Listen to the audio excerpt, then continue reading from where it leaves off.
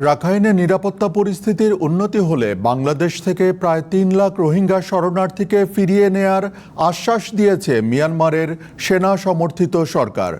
শনিবার দেশটির পররাষ্ট্র মন্ত্রণালয় এক বিবৃতিতে জানায়, যাচাই বাছাই শেষে ৩,০৮,০০০-এর বেশি রোহিঙ্গাকে রাখাইনের সাবেক বাসিন্দা হিসাবে শনাক্ত করা হয়েছে।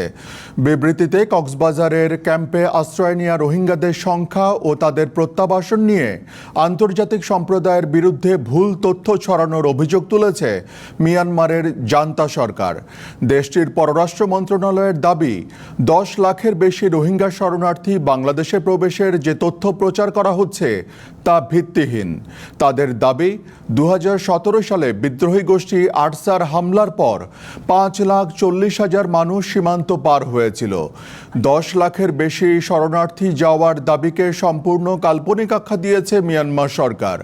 বিবৃতিতে বলা হয়, বাংলাদেশের পক্ষ থেকে পাঠানো 8,28,000-এরও বেশি রোহিঙ্গার তালিকা থেকে চলতি বছরের জুলাইয়ের শেষ পর্যন্ত প্রায় 4,26,000 শরণার্থীর তথ্য যাচাই বাছাই করা হয়েছে।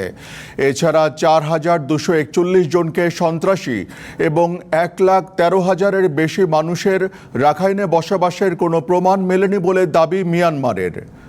নেপিদোর পক্ষ থেকে স্পষ্ট করা হয়েছে, দ্বিপাক্ষিক চুক্তির আওতায় শুধু যাচাইকৃতদেরই ফিরিয়ে নেওয়া হবে।